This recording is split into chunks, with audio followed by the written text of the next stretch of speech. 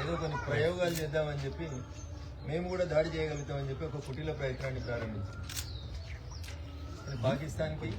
పాకిస్తాన్కి మద్దతుగా నిలుస్తున్న భారతదేశంలో ఉన్నటువంటి మూర్ఖులకి తెలవాల్సింది ఏంటంటే, భారతదేశ సైన్యం ముందు, భారతదేశ సైనిక పాఠవాల ముందు ఎవరు ఏం చేసినా కనీసం భారత గగనతలంలోకి రావడం గగనం అనే విషయాన్ని ఈరోజు భారత సైనికులు మరొకసారి నిరూపించినారు.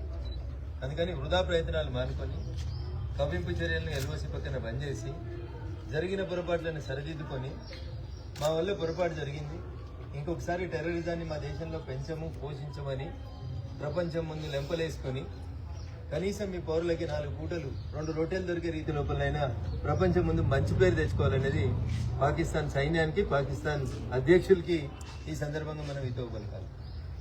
వాళ్ళు ఏదో తప్పుడు మాటలు మాట్లాడి హిందూ అనే ఒక ఇంగ్లీష్ పేపర్ ఏదో పోస్ట్ చేసిందని, భారత యుద్ధ విమానాన్ని 5ని కూల్చేసినామని మీడియా కూడా మేము చేసేటువంటి అప్పీల్ వస్తుంది.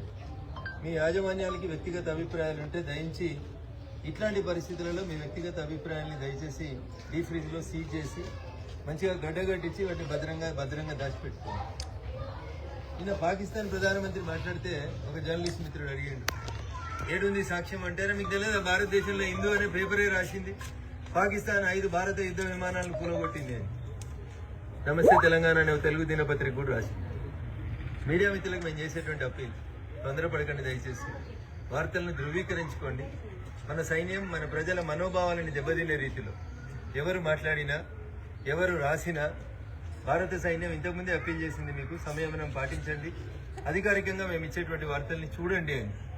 తప్పుడు వార్తలు రాసి ఇది ఎలక్షన్ ప్రచారం కాదు, మీ పార్టీ కోసం మీరు బాగా ఊరుకుంటేందుకు, భారతదేశాన్ని తక్కువ చేసేందుకు ఏ పత్రిక ట్రై చేసినా, ఏ టీవీ ఛానల్ ట్రై చేసినా పార్టీగా మేమేం మాట్లాడకపోవచ్చు, కానీ ప్రజల నుంచి వచ్చేటువంటి స్పందన, ప్రజల నుంచి వచ్చేటువంటి తిరుగుబాటుని ఆయా పత్రికా యాజమాన్యాలు, ఆయా టీవీ యాజమాన్యాలు ఎదుర్కోవాల్సినటువంటి పరిస్థితి వస్తుంది.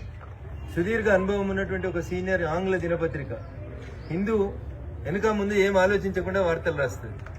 పాకిస్తాన్ భారతదేశ 5 యుద్ధ విమానాల్ని పడగొట్టింది అని. అది సాధ్యమవుతుందా?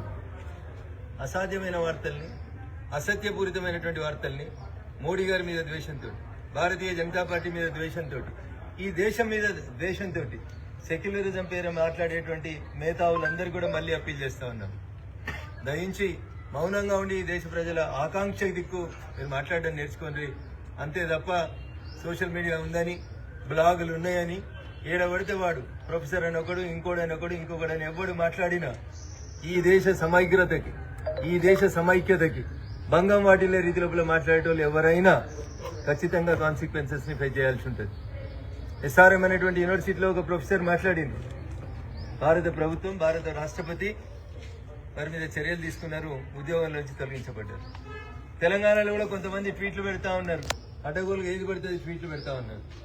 నేను మళ్ళీ చెప్తా ఉన్నా, మా నోరు అనవసరంగా పాడేసుకునేటువంటి పరిస్థితి తీసుకురాకండి, సంయమనం పాటించండి. సింధూరం అంటే బరాబరి మా ఆడబిడ్డల సింధూరమే, అది భారత మాత నుదుటి సింధూరమే. దాన్ని తొలగించాలని చూసినోడు ఎవడైనా, ఈ గడ్డ మీద పుట్టినోడైనా పక్క గడ్డ మీద పుట్టినోడైనా, మా ఆడబిడ్డల సింధూరాన్ని ముట్టాలని ప్రయత్నం చేసినోడు ఎవడైనా, ఏడదాక్కున్న ప్రపంచం అంచులలో పొలిమెరల దాకా తరిమి కొట్టైనా తీసుకొచ్చి కొడతామని చెప్పి ప్రధానమంత్రి గారు ప్రపంచానికి చెప్పిండ్రు. అదే జరుగుతుంది.